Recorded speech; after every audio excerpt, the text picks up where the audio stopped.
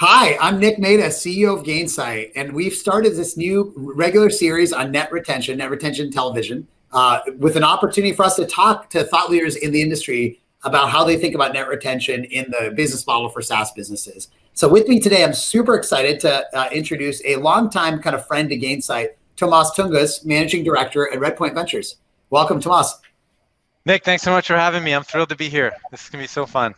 And you are OG as they come. You've actually been to our Pulse events like many times. We've done lots of podcasts and things together. You've talked to lots of my team members, so it's great to have you here. For folks that don't know Tomasz, he's a managing director at Redpoint Ventures. He's got one of the most popular email newsletters in venture capital, which I'm sure you get a lot of great feedback on. And he's on the board and investor in a number of SaaS companies: Looker, Dremio, Chorus, StackRox, Customer, Gremlin, Mattermost, Expensify, ThreadUp, and Monte Carlo, which actually Monte Carlo is a ex-Gainsight alum who started that one. So hope Bar is doing well for you. She's incredible. You trained her very, very well. She's a fantastic CEO. It was all her. But great to have you here. So we always like to start with the human side because we're big into human first business. So as a human being in the last year, I'm sure you got to watch a little more TV than you did in the past. What was your biggest TV binge in COVID-19? Well, we have these friends in Europe who recommended this television show called The Bureau, which you can get on Amazon. Yeah, I heard that's good. It's incredible. It's basically like black ops for the French CIA. And the coolest part about the show is you get to see regions of the world that you don't normally see on US TV. So they go to like Syria and Egypt and all these kind of places. And it's such a nail biter. So hugely recommend it. All right, I got to check it out. That sounds awesome. Mine was definitely Dark. I don't know if you saw Dark. It was a science fiction, time travel, German show. So you had to. I guess you had to be a certain type of genre, but I loved it. So we want to talk. I also love talking about retention. Obviously, that's what I've been doing for 8 years. And I think one of the changes that's happened is, a lot of customer success teams and companies in general started a little bit more on the defense, and they started thinking about, what's our churn mitigation strategy? And then increasingly, as SaaS has evolved, people started going in the offense and saying, what's our net retention strategy? So maybe you could just describe for the audience how you think about the interplay between churn and like gross retention and then kind of growth and net retention. Yeah, for sure. So I think, net retention is probably one of the top 3 or 4 metrics that we look at when evaluating a SaaS company. Mm-hmm. And a really good analogy is, hey, what's the interest rate on this company's bank account? Mm-hmm. The higher the NDR, the better the interest rate. If 140%, that means that the revenue is going to grow 140% just through the customer success function on an annualized basis. And then the gross churn function, if we look at sort of like benchmarks for the NDR, we're looking at like top quartiles, 120% or above. Top decile is like 140% or above, and then like best in class that we've ever seen is like 180 to 220. Wow. And you don't see that very often, and it's unlikely to be sustainable. And then like what gross retention tells you is it's typically like much more correlated to ACV, to contract value. So you see like gross retention in like the 75 to 85% for like an SMB business, and then add 10 percentage points for the mid-market, and then 95 to 99% for an enterprise business. And so that tends to be more like, as long as it's within sort of those ranges for those contract sizes, it's kind of a check mark. Yeah, when we're looking at a company. That's really interesting. So GRR is a check mark. Just make sure they're not sort of bleeding customers. Net retention is a bit of a differentiator. Is that the way to think about it? Yeah, it's basically another revenue generating function, right? Yeah. So like, how's it going to drive the top line? And the gross retention is like, hey, how leaky is the bucket? And so we're more interested in, hey, how fast the top line is growing, unless like the bucket has no bottom. Yeah, right. So if you somehow met a business that was like an enterprise-oriented business with high ACVs, but their gross retention was 70%, that would be like a big red flag. Big red flag. Yep, exactly right. So that's good. So churn's not dead, but it's a bit more of like a vital sign. But then your real like kind of growth and what gets you excited then is what does the net retention look like? Yeah, exactly right. Because it's like I said, it's part of the growth engine of these businesses. And if you look at sort of the correlations of how public companies are valued or how they were sort of before this most recent correction, the net dollar retention is top 3. for Yeah. a multiple on a business. That's interesting. What are the other two, by the way, just so people know? Yeah, the first one is revenue growth. Yep. The second one is net dollar retention, and then the third one, I'm trying to remember, is gross margin. Gross margin, yeah, that's what I would have thought. So there you go. So if you're working on customer success, you're working on a top 3 metric for company valuation, which is awesome. So great. Okay, so in this world of churn versus net dollar retention, when you get a kind of new investment, so some of the ones I mentioned, how do you counsel them on how much time to focus on churn versus focusing on net retention? Yeah, so it's almost entirely net dollar retention over churn, unless really? there's a problem. Yeah, because we invest in a Series A or Series B company. The thing that, even a seed stage company, the thing that's most important that you want to get to is a stable of customers who are super excited about your product, right? And whether the end is like 5 or 50 or 500, that's really your goal. And you want that for a couple of different reasons. You want that to make sure that people are going to grow and the net dollar retention is expanding. You want that so that they're reference customers, so that they will take calls on behalf of other customers or for investors if you're going to raise your next round. Yeah. And then the third thing is it gives you a lot of confidence as a board member that the company has established product market fit. Yep. That makes sense. That really, and do you feel like one of the things I've thought about with net retention versus growth is once you get to a reasonable gross retention, sometimes like if you focus on just improving that gross retention, you're like kind of pushing on a string a little bit. Like some customers just aren't a fit, but going to those great customers and spending more time with them, making them bigger advocates, getting them to grow might be a better use of time. How do you think about that? Yeah, I totally agree. I think, you might have like seasonal things, or you might have COVID, where they're just segments of your business, like let's say you've got 10% of your business is selling to the restaurant or the food service industry, where it just gets crushed, right? Or there's really nothing that you can do, and so your time is actually much better spent on growing the customers that are growing. The only other thing actually that just popped into my head is if you have a higher gross churn number than typical, what it can often indicate is overselling, particularly if your NDR is low. So the sales team is over-promising, the transition to the customer success team isn't great, and so the customer experience at the end leaves people wanting to churn. And so that's kind of another sort of flag that I look for sometimes. Yeah, it's interesting because what I've seen there too is it could be overselling in terms of just licenses or quantity too. Yes. So you could be selling some big deal up front, and instead it might have been better to just sell a smaller deal and have that net retention grow versus a big deal and then you downsell later on. I don't know if you've seen that or not, but for sure. And I think we're starting to see. I think like the PLG or the product-led growth motion is an embodiment of that, which is it's better to sell lots of small deals or an initially small deal that grows really quite a bit over a period of time in almost every dimension for a company, because you get faster sales velocity, better sales efficiency, better net dollar retention, so all the metrics look better, and you have more confidence in your sales process. Whereas if you oversell a deal and then you churn, you don't know what the issue is. Like, is it a product issue? Was it the sales issue? And your feedback loop there is much longer because it's typically an annual deal, and so it takes you 12 months or 18 months to figure out that you're doing something wrong. I love that. There's so much there. This is some good notes we're taking down here. So, okay, so let's talk about then, the impact of NDR on valuation. You said there's a high correlation. You wrote a blog post called "How Much Is 20% NDR Worth?" So share a little bit of what your thought process was and what you found in terms of the impact. Yeah, so I was really curious.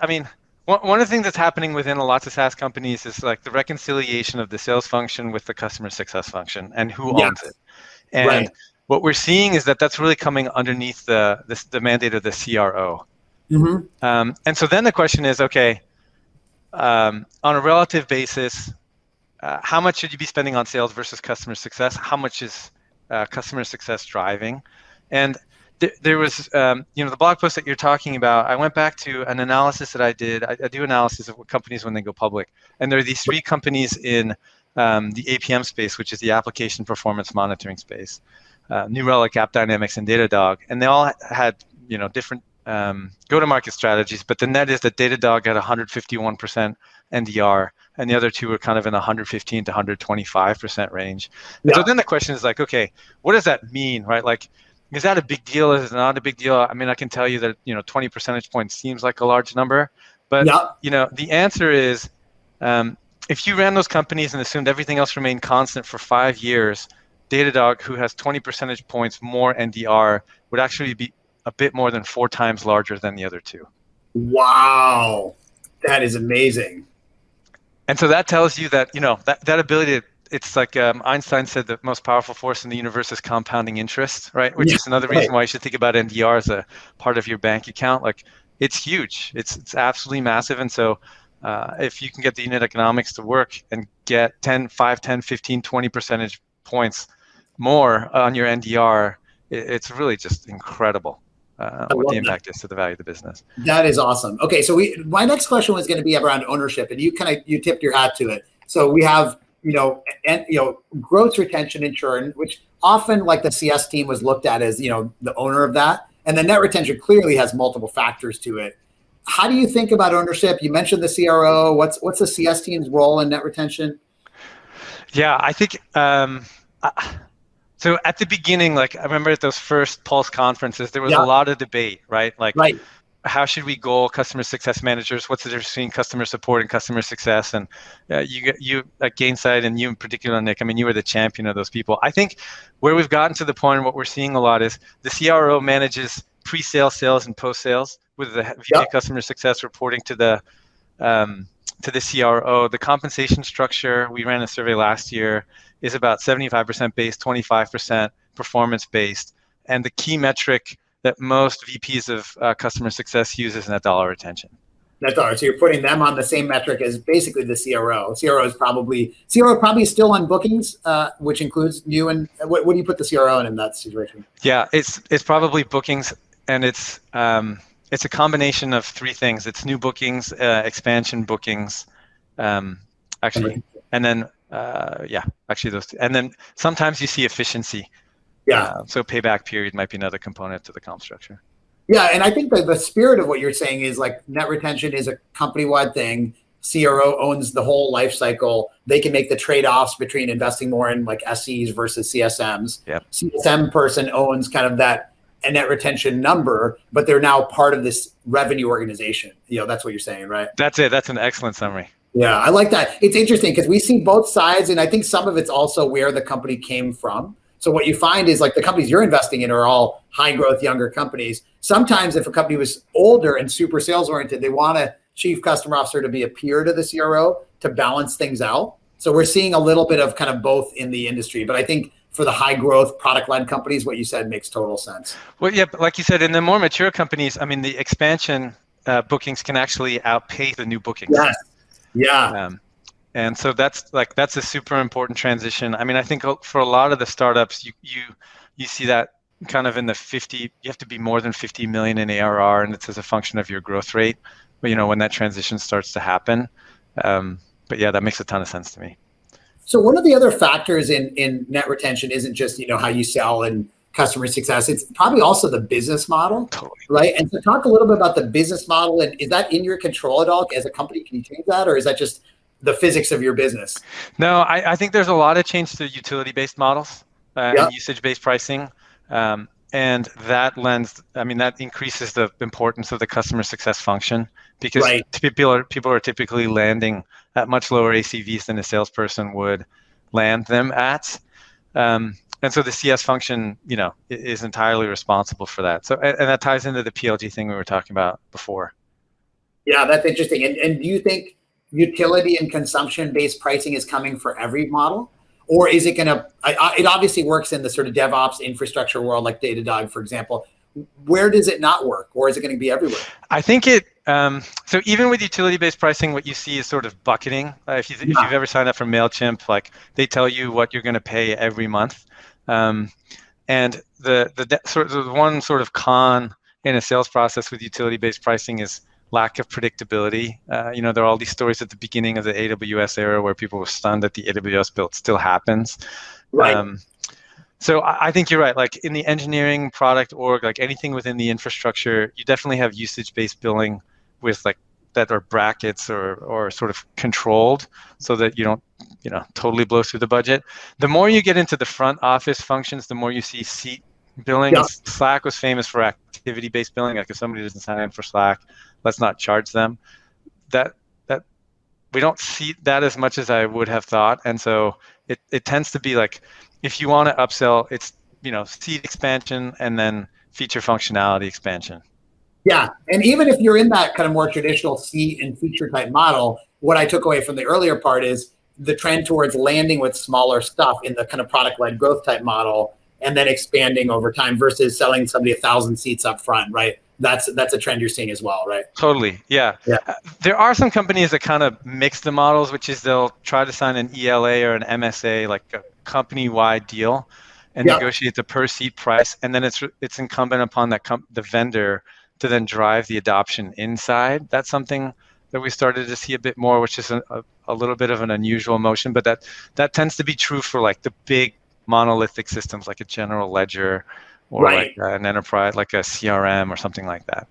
Yeah, where there's like a long-term commitment to and stuff. You can't switch that every year. So inside net retention, there's an interesting fact, which is you're kind of mixing a lot of different things in there. So there's more licenses of the same product to the same buyer, and selling the same product to different buyers inside the customer. And then there's like new products that you cross-sell, and then there might be usage-based pricing as up charges. Like, is there some unpacking that you all do at Redpoint around net retention to understand the different levers of it?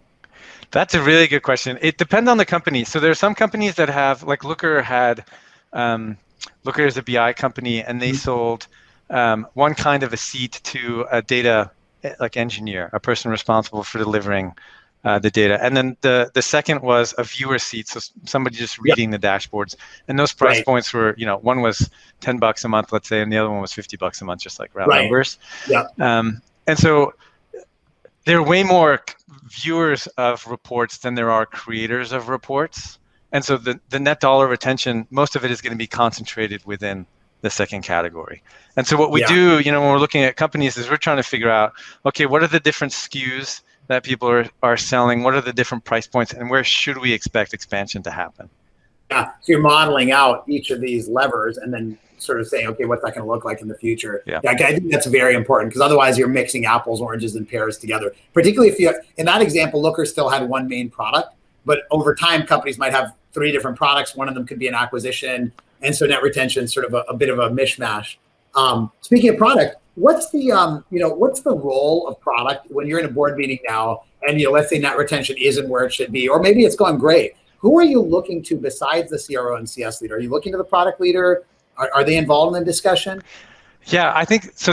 The question there is the company product limited or go-to-market limited? And one of our mental models is that the companies are constantly swinging between the two. That's a good point. Right? Like you build a product and then you go and sell it, and then you sort of move up market, or the customers are trying to push you, and then you got to go back to the product team and say, we need these bunch of features, and it kind of keeps going back and forth. And so, that's one mental model that we use. The other is trying to understand the funnel. Like it used to be, like the classic sort of Salesforce motion was marketing was sort of the top of the funnel and then sales. But now you've got this additional part of the funnel, which are like these product qualified leads or product generated leads. And so it's really important to look through the just kind of step by step within either of those two funnels what the conversion metrics are. And that tells you, hey, are we product limited or are we sales limited? I love that. That's awesome. That's a good question for you to ask yourself if you're watching. Are you product limited or go-to-market limited? I'm sure a little bit of both, but that's a really good question. All right. I also am extremely nerdy, which I think you are too, Tomasz, based on reading your stuff. And you can see my Einstein poster in the background as a homage to that. You had an amazing blog post on Simpson's Paradox and net retention. And I was like, you wrote that for me. That was written for me. So tell people what Simpson's Paradox is, and then how it could be applied to net retention. Yeah, for sure. Well, you and I have very similar reading. I love your book recommendation. So thank you. So so Simpson's Paradox is this funky thing where it was made popular, and I think in the 1970s during the equality movement, during the era of the Equal Rights Amendment, and they were looking at the admission rates of our statisticians were looking at the admissions rates of men and women in the University of California, Berkeley. And what they found is that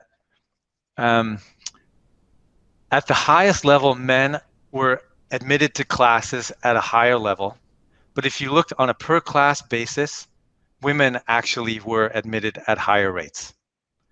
So in aggregate, it looked like the system was favoring men, but at an individual basis, the system looked like it was favoring women. And the math actually works out. And this is why it's called a paradox, because unless you do the math, you can't really sort of square it in your head. And this kind of popped up when we were actually doing diligence on a company, and they gave us all of the customer payments by month. And so we were trying to figure out, okay, how do we calculate NDR? Like, are we looking at it on a year-over-year basis? Are we looking at it on a month-over-month basis and then averaging it over the year? Mm-hmm. Do we do like the geometric mean or the arithmetic mean? And so the answer is like, you can calculate it 4 or 5 different ways, and every company sort of calculates it differently, and you can get, meaningfully different numbers as a result of that. And totally. You actually get Simpson's Paradox happening sometimes, where if you look at it on a monthly basis, it looks like it's 120%, but if you look at it on an annualized basis, it looks like it's 140%. Yeah, interesting. It's funny because it's one of those you have to run the math to see it. And I think the takeaway for everyone is really understanding how you're calculating net retention. And the unfortunate reality is there's no gap, like there's no accounting principles for this area. So there is no standard way to do it. And actually there was a Wall Street analyst who made a list of the different ways that companies that publicly report net retention calculate it. And every single one was different, 100% different, right? Certain exclusions of certain, you exclude trial customers, you exclude customers below a certain size. Is it an annual calculation? Is it monthly? And so on. So I think that is a really important point to get an alignment with your finance team on how you're going to do it, because everyone's going to be different. And make sure if you're comparing apples, another company to yours, make sure you're comparing apples to apples. Have you seen a standard emerge, Nick? No, it's funny. We're so maybe this is I'm leaking some pre-announcement. We're talking about creating like a nice website for net retention that would have a lot of this data on it for the public companies, but also maybe get some standardization of terminology, because I think it's very important. And it's this used to be just a nerdy CS thing, but now this is like a Wall Street thing, right? Like we said, it's a top 3 metric. It's crazy that a top 3 metric doesn't have a standard way to calculate it. Right? It's incredible. I'm looking forward to the day when it's like NG gap, right? NM gap, Nick Mehta gap. All the metrics that you create. Because like you said, it's super, super important, and it's literally all over the place. So you can't, even when I ran that correlation before, I'm comparing apples and oranges, right, for the I love it. For the prediction, but yeah. All right, well, let's wrap up. I'll actually close out something you alluded to, which is, okay, we both love reading. What are you reading right now? Oh, great question. I read A History of Hedge Funds. It's called More Money Than God, and it was fascinating. It talks about how hedge funds are these vehicles for sort of exploiting funky things in the markets, and how it started with like options and warrants mispricing, and then got into global macro. And now, I'm reading it because hedge funds are coming into the venture industry, and just wanted to get a bit of historical. I've heard Tigers making some noise, but yeah, yeah. Put a little bit about them. No, that's great. I'm reading. Right now I'm reading Anna Karenina, which somehow I got through 34 years of life and not having read. And so that's a project, but it's amazing. And then I just read Empire of Pain, which is a very kind of cautionary tale. It's about the Sackler family, who basically made the opioid crisis in America. So that's what you don't want to do in your business. Dude, you don't want to be reading, man. Yeah, that's not too bad to read. But yeah, awesome. Well, we'll talk science and reading and stuff sometime soon. And it's always so great to see you, Tomasz. Thank you so much. And thanks to the audience. We'll do this again. Thanks, Nick. It was a pleasure. See y'all. Bye. Bye.